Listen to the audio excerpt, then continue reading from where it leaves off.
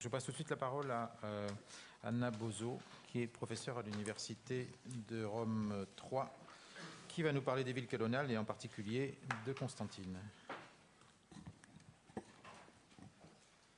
Merci, le Président.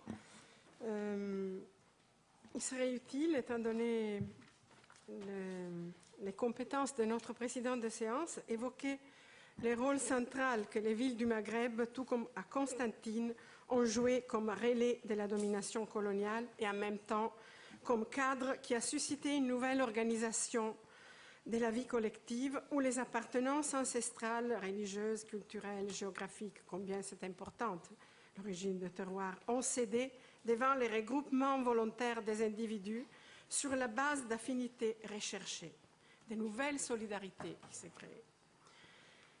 Le temps me manque pour me lancer dans une démonstration de cette force de la ville coloniale comme moteur de ségrégation et d'intégration en même temps. Le développement urbain de Constantine, surtout à partir des transformations opérées par les maîtres européens de la ville au XIXe et XXe siècle, a eu des répercussions profondes sur son développement social. J'assume ça comme hypothèse de départ.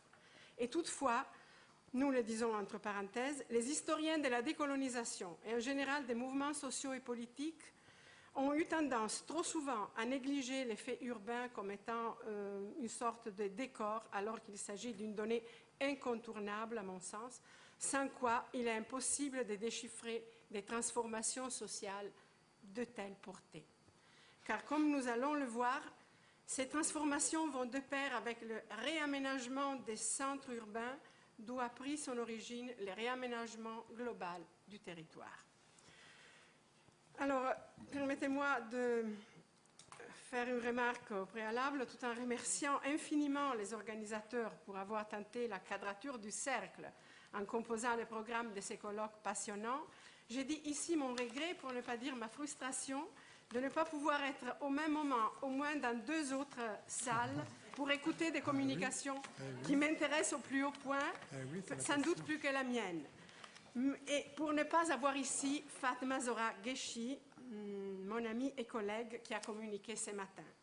Car nos deux interventions, qui ont comme sujet la ville de Constantine, se suivent et se situent dans une diachronie presque parfaite, sans l'avoir recherchée. Et moi, je les découvre en arrivant ici. Ma démarche consiste à prendre l'histoire urbaine de la ville, si marquée par l'occupation française. Heureusement, Fatma Zora en a déjà parlé. Je ferai l'économie de beaucoup de choses que j'aurais voulu vous raconter. Donc, si marquée par l'occupation française comme cadre pouvant rendre compte de certains développements sociaux et culturels qu'ont connus ces citadins d'anciennes souches. Des problèmes de sources seront aussi abordés, si j'ai le temps, car ce cadre urbain peut nous raconter beaucoup de choses qu'on a jusqu'ici ignorées. Je peux vous anticiper que tout récemment, en participant à des études dans le cadre de la rédaction de master plan pour la ville de Constantine, dont j'étais conseil historique pour un groupe d'architectes et informaticiens, ingénieurs de mon université, qui a travaillé dans la coopération à la suite d'un appel d'offres du ministère des Affaires étrangères italien et qui a eu un résultat assez intéressant. Je vous en parlerai si vous voudrez. Alors, dans le cadre de ces études, de ces recherches, nous sommes tombés sur une source, à mon avis, épatante. C'est une plan maquette de la ville réalisée, enfin commanditée à des artisans du Liège, parce que le plan était réalisé en Chêne-Liège, commandité en 1839 et terminée, enfin jamais terminée, mais dont on parlera jusqu'à 1851. C'est plan maquette d'une étendue de 27 mètres carrés, donc c'est assez important comme taille, reproduit d'une manière minutieuse exact les rochers tels qu'ils étaient à l'époque où les maîtres de la ville voulaient transformer cette citadelle dans une ville de garnison. C'est donc dans le même esprit qu'ont été commandités d'autres plans que nous trouvons aujourd'hui dans les musées des plans reliefs aux Invalides. Et je peux peut-être vous le montrer tout à l'heure. Il est épatant de voir combien des lieux des cultes et de lieux de culte petits et plus importants s'est trouvé dans les soi-disant quartiers européens qui a été aménagé en bas de la Casbah. Alors, je considère ce plan relief, évidemment, potentiellement une source de premier ordre pour les historiens qui voudront, les historiens et les urbanistes, évidemment, qui voudront se mettre au courant de la faciès de la ville avant évidemment, les transformations à grande échelle qui ont été réalisées par les militaires français et par la suite aussi par la municipalité. Pour vous situer, je considère comme point d'arrivée de mon discours la société constantinoise des années 30 du XXe siècle. Une société qui a vu surgir en son sein un Ben Badis, lesquels polémiquaient avec les pharmaciens de Sétif Ferhat Abbas, qui gravitait bien sûr, lui, sur les chefs-lieux à partir de sa ville natale, et qui interagissait avec les fondateurs de la Fédération des élus musulmans d'Algérie, et aussi avec cet instituteur laïque et socialiste moins connu, mais qui s'appelait Tahar, qui avait voulu créer en 1936 l'association de jeunesse musulmane du Congrès, recrutant des jeunes chez les uns et chez les autres. Enfin, toutes ces personnalités, plus ou moins charismatiques, pour ne citer que les plus connues, agissaient par associations interposées dans les années 30, des associations de la loi 1901. Ils sont évidemment les héritiers d'une longue tradition urbaine des proximités avec la population européenne. Et mon hypothèse est donc que de ces faits, les couches citadines, des plus nantis aux plus populaires, ont pu faire en quelque sorte l'apprentissage des pratiques et des modes d'organisation de la vie quotidienne. Évidemment, des modes d'organisation que les dominateurs eux-mêmes exhibaient, mais en vue d'améliorer ces grandes familles de notables, d'améliorer leur teneur de vie et la rentabilité de leurs activités, notamment les commerces ou l'artisanat, dans des couches plus populaires, en vue de mieux être qu'ils voulaient pour eux et leurs enfants. L'armée d'Afrique, au lendemain de la conquête, avait choisi, dans son intérêt bien sûr, de s'installer au cœur de la ville, allant remplacer la garnison turque par ailleurs. À la suite des militaires, une petite foule d'aventuriers européens, commerçants et affairistes s'était introduit dans la ville pour y rester. Or, au lieu de s'accaparer les prérogatives et les fonctions de l'ancienne Médina au profit d'une ville neuve construite à côté, ces Européens de la première heure ont dû se placer sous la protection des militaires. Soyons clairs, ils iront les accaparer quand même plus tard, ces fonctions de direction de cette capitale régionale, mais ils devront les exercer de l'intérieur du rocher en tant que résidents dans un quartier dit européen qu'ils partageaient avec les familles anciennement résidentes, certaines familles anciennement résidentes, et d'où la population n'a pas été complètement évincée. La ville de Constantine sera donc l'unique ville coloniale d'Algérie, pour ne pas dire de l'ensemble du Maghreb, qui n'aura connu ni la marginalisation au profit d'une ville neuve européenne, ni l'exode, ni le déclassement total de ses élites urbaines traditionnelles. Revenant à mon hypothèse de départ, vous l'avez bien compris, elle repose sur les constats de mûrissement exceptionnel d'une société que je n'hésite pas à qualifier de société civile, quoique embryonnaire, avec des guillemets, bien sûr, à partir des années 20 du XXe siècle. Elle est par ailleurs, cette hypothèse confortée par les différentes études de mes collègues algériens sur les différentes composantes du mouvement national algérien. Mais qu'on ne se méprise pas. Il ne s'agit pas là de trouver un bienfait quelconque de la colonisation.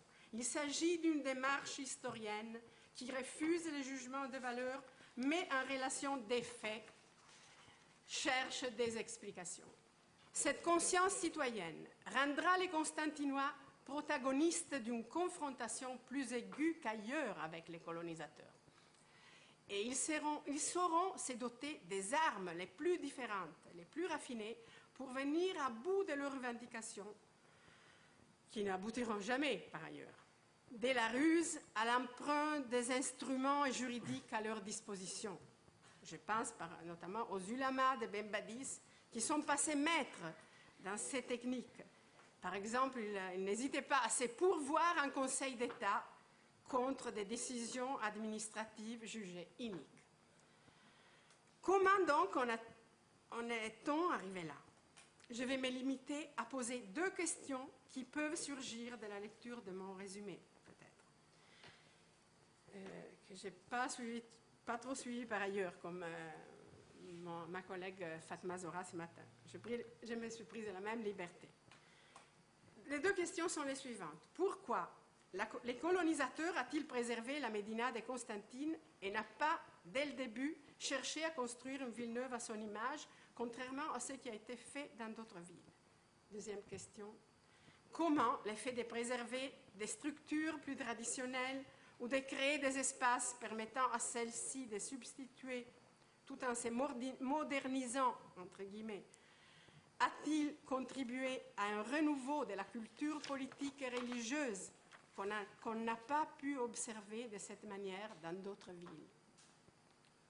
De la réponse à la première question, vous trouverez vous-même des explications pour la seconde. Fatma Zora a déjà parlé des négociations laborieuses effectuées par les Français pour prendre Constantine jusqu'à la décision de la prendre par les armes. Eh bien, je me limite à vous rappeler que Constantine a été prise par siège en 1837, à la 2e tentative et au prix fort, en ouvrant une brèche dans les murs de la ville imprégnable avec des pertes humaines de part et d'autre. Les 9000 soldats mobilisés la première fois n'ayant pas suffi, on en a employé au moins 12 000 pour le 2e siège, même si les chiffres diffèrent entre les différentes sources. Elle ne pouvait, Constantine, que devenir une ville de garnison, c'est-à-dire par la décision irréversible du ministre de la Guerre d'y installer une garnison de 5000 militaires de l'armée d'Afrique. Les pouvoirs militaires s'installent dans les lieux symboliques du pouvoir constantinois. Les palais du bey, que le bey Ahmed, nous l'avons entendu, avait voulu agrandir et rénover et qui subira sans cesse des restructurations selon les exigences de ce nouveau résident. Pas question d'abandonner la ville si on voulait la garder, étant donné la résistance farouche que les populations avaient opposée au siège. Qu'il ne semble pas exagéré d'affirmer que les mesures adoptées entre 1837 et 1854, date de l'installation de la municipalité civile, ont déterminé de manière décisive les développements successifs de la situation économique, M. Louchy le rappelait si bien ce matin, comme des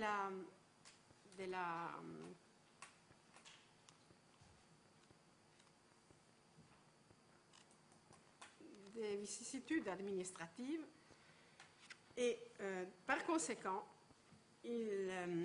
ces mesures ont eu une incidence sur la physionomie urbaine, sur la faciès urbaine de la ville. Ils étaient donc obligés, ces militaires, de partager cet espace restreint, pas plus de 40 hectares, avec les anciens habitants, raison pour laquelle ces derniers se trouveront associés pour toute la durée de cette domination à un processus de modernisation et assainissement de leur cadre urbain, dont les nouveaux résidents prirent l'initiative, évidemment, et dont n'ont profité que les grandes familles et les nantis, je les souligne, alors que les couches les plus défavorisées en ont pu faire l'expérience sous forme de privation par une prise de conscience de leurs conditions défavorisées. Tout à l'heure, on va entendre sans doute notre ami Galisso qui nous parlera peut-être de cette prise de conscience aussi sur le plan social et politique par les couches les moins favorisées de la population qui s'est mélangée aux petits peuples pieds noirs, les peuples de petits métiers.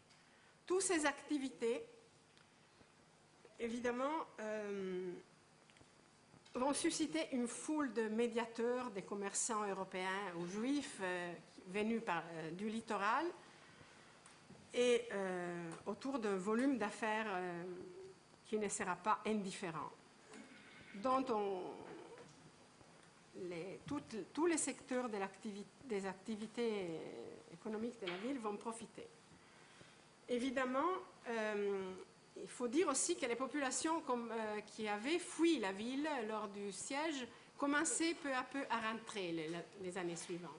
Les militaires ne voulaient pas du tout que cette population soit renvoyée. Ils voulaient que les rôles de capitale régionale de la ville de Constantine puissent subsister en tant que élément d'attrait vis-à-vis de l'interland de la ville. Et donc, une possibilité en plus de contrôler cet interland. Évidemment, une spéculation foncière sauvage s'est déchaînée sur les immeubles urbains.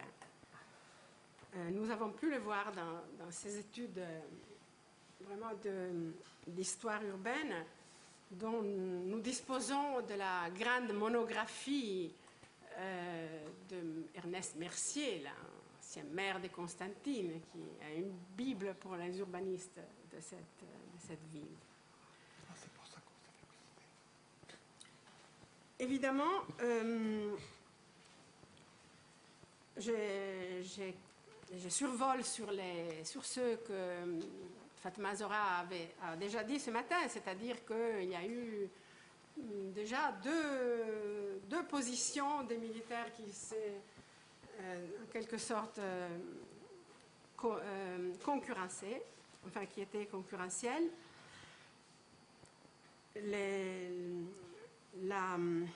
L'opinion de Négrier et de Vallée,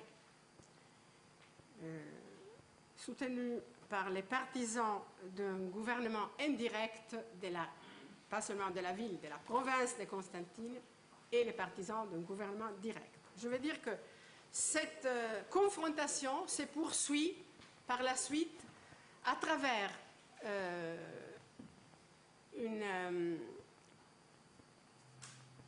un conflit latent, je peux le définir comme tel, entre les autorités militaires et les autorités civiles de la ville, qui ne tarderont pas à s'y installer.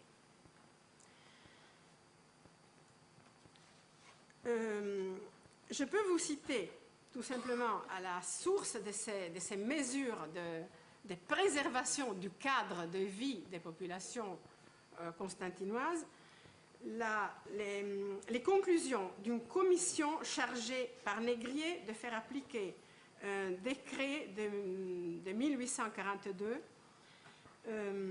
qui voulait bloquer provisoirement toutes les transactions immobilières comprise celle des musulmans entre eux. Ainsi donc, je cite, 2 fois l'administration, effrayée de la rapidité avec laquelle les Européens s'est substitués aux indigènes dans les propriétés urbaines, le décret a voulu porter remède au mal et 2 fois on a reculé devant les dangers de l'application de l'arrêté. C'est qu'il était en vérité trop tard pour y songer. Les choses avaient marché vite. Les intérêts engagés avaient pris de l'extension. Les laisser établir avaient été imprudents. Peut-être les briser était désormais impossible. Nous sommes en 1842, selon un calcul effectué par les commissaires civils La Penne, auteur du rapport que nous venons de citer. La population comptait environ 13 000 musulmans et 3 000 juifs autochtones. Les Européens n'étaient que 800, les Européens civils.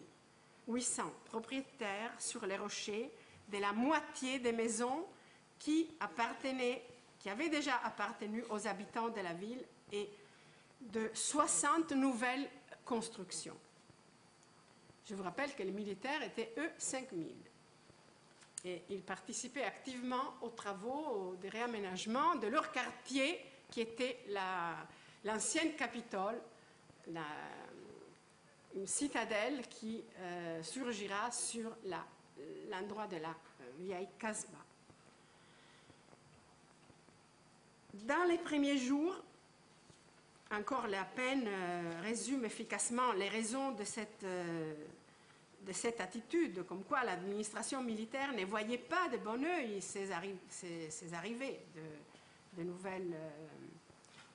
habitants. Dans les premiers jours, les pays n'étaient point préparés à recevoir les nouveaux éléments. Les bases de l'administration n'étaient pas arrêtées, les ressources pas bien connues. On craignait de déranger trop brusquement l'équilibre des choses en introduisant si vite les Européens avec leurs habitudes et leurs besoins d'espace au milieu de la masse compacte et encore effrayée des indigènes. J'utilise le langage des acteurs de l'époque, évidemment. Ce fut donc la crainte de la spéculation déjà connue à Alger et dans d'autres villes de la côte, à laquelle La Penne, ses commissaires civils, fait référence explicite, a conseillé de contenir le flux, l'arrivée d'autres Européens, ou peut-être, et ça c'est aussi une hypothèse qu'on peut avancer, c'était déjà une idée bien définie dans les sommets militaires au sujet du rôle que Constantine aurait pu jouer dans l'avancement de la pacification, entre guillemets, de l'Algérie. Peut-être aussi voulait-on que Constantine fût la limite extrême de nos possessions dans la province, je cite. La citadelle qui devait surveiller et conserver les tout à la condition d'être maintenue intacte et inabordable, afin qu'on ne fût pas tenté de la franchir ensuite, pour se répandre plus loin et engager trop précipitamment d'autres conquêtes. Voici donc les raisons d'une ordonnance qui aura une importance capitale pour la ville. L'ordonnance royale du 9 juin 1844 que Bugeaud obtiendra par le roi pour sachant qu'elle était vouée à l'insuccès. Elle concerne uniquement la ville de Constantine, la ville et sa banlieue, sa banlieue immédiate évidemment, et introduit une limitation qui s'adressait non à la population indigène, mais à la population européenne. L'article 2 établissait que la ville de Constantine sera divisée en deux parties, un quartier indigène et un quartier européen, dont les limites sont déterminées par les plans s'y annexés. Ce plan, on a eu beaucoup de mal à le retrouver dans aucun recueil d'actes administratifs et de législation algérienne ne figure. Et on a finalement pu retrouver avec enfin, une certaine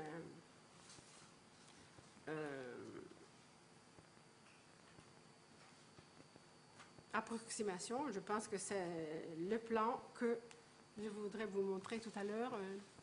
S'il y a un autre technicien.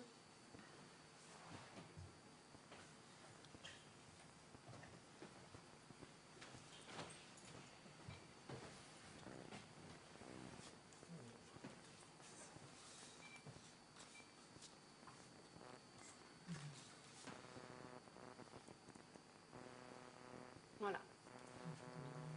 Vous voyez en bleu les quartiers qui devaient rester préservés et qui finalement... on ne voit pas? Je ne vois pas derrière moi. Les couleurs ne sont derrière pas... mon dos. Les couleurs n'ont pas été livrées. Bon. Alors écoutez, excusez-moi... je peux vous raconter que ce plan est en couleur. C'est très précise la...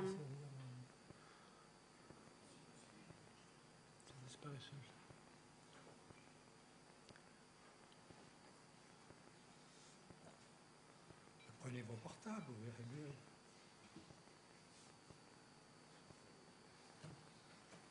Vous pouvez peut-être continuer votre exposé pendant qu'on essaie.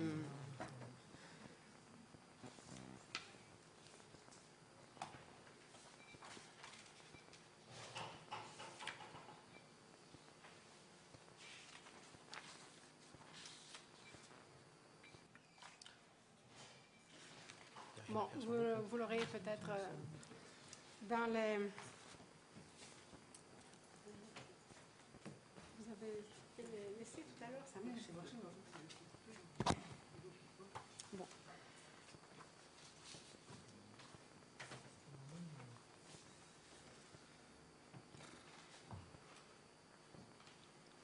Alors, pour faire bref, disons que la partition de la ville en deux quartiers, dans le plus important desquels les quartiers dits européens était possible d'opérer de façon assez limitée des transactions immobilières, alors que dans l'autre partie était absolument interdit. Oui, je vois que malheureusement les couleurs ne... Pas des différences. Oui, alors vous voyez en bleu les quartiers qui devaient rester préservés et en rose les quartiers dits européens autour du palais et en bas de la Casbah. Vous pouvez vous rendre compte combien les quartiers réservés à la population résidente a été par la suite érodé par des dérogations à cette mesure. Mais il faut dire aussi que dans le quartier dit européen, il n'y avait pas que les Européens, il y avait aussi les gens qui habitaient déjà, les grandes familles qui avaient pu y rester parce qu'évidemment, ils pouvaient se passer de vendre leurs propriétés qui étaient devenues rapidement très convoitées par des probables acheteurs. Et donc, pour des questions de prestige, il y a des grandes familles qui restent dans ce quartier. Même la famille Benbadis habitait la rue Alexis Lambert. Mais il y a même des familles juives qui, à la suite de la naturalisation de 1871, vont pouvoir abandonner les charas, les quartiers juifs à l'époque turque, etc.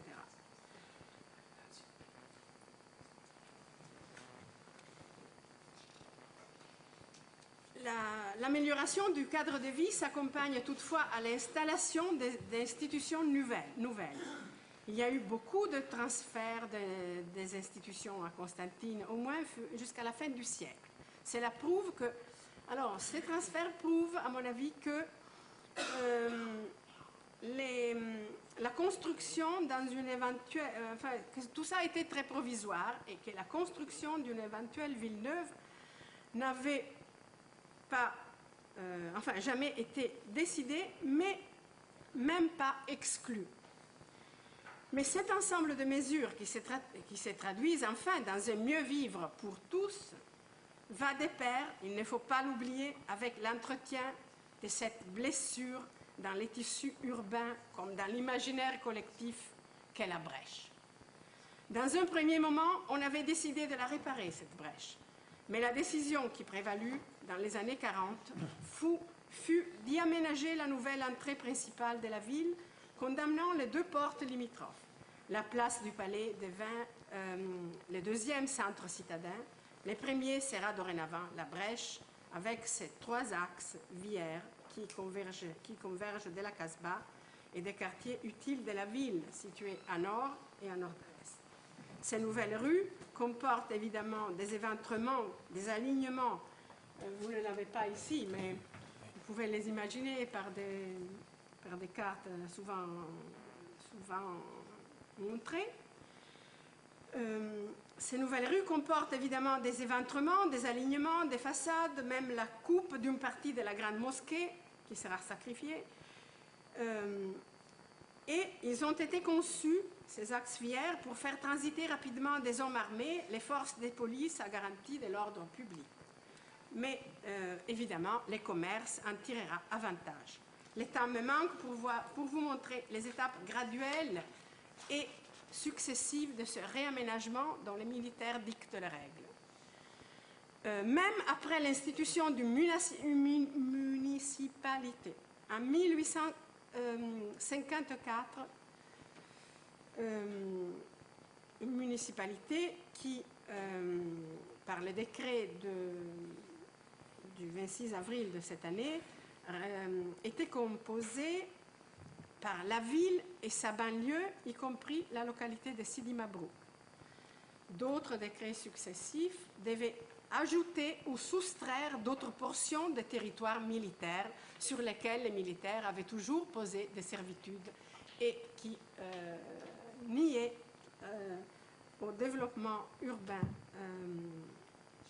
de la ville que la municipalité s'empresse de mettre en place immédiatement après son installation.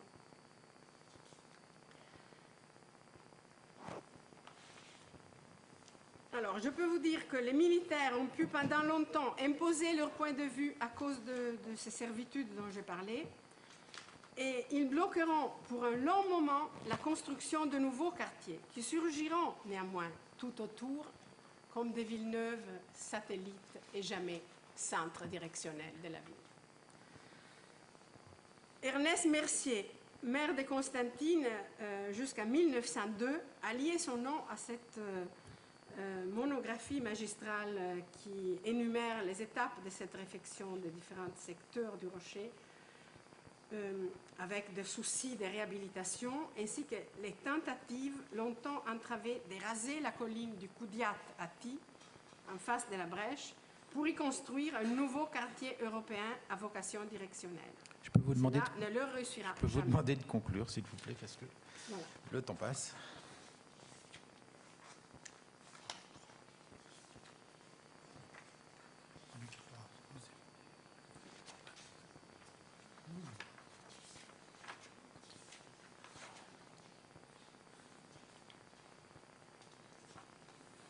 Alors,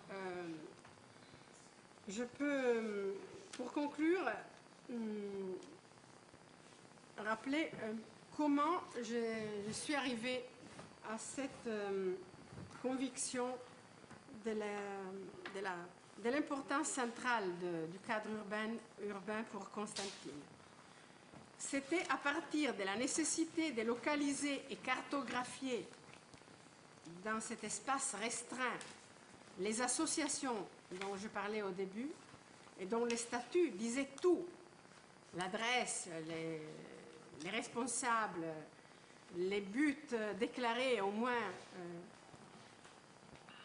Et finalement, je suis arrivée à découvrir que tout le monde était obligé à cohabiter dans un espace très restreint, que parfois les sièges des associations étaient partagés, étaient communs à plusieurs associations. Et cela m'a finalement suggéré des pistes et appris énormément de choses sur l'essor de cette société civile en gestation, sur les pratiques associatives, sur les stratégies de visibilité de leurs leaders, sur la fréquentation calculée des lieux publics, sur les tensions qui malgré tout s'installaient comme conséquence des politiques coloniales du divide et impera entre musulmans et juifs d'anciennes souches et qui ont débouché sur des pages sanglantes comme celle de l'émeute anti-juive de 1934. Et sur cela, je m'arrête et je vous remercie. Merci beaucoup.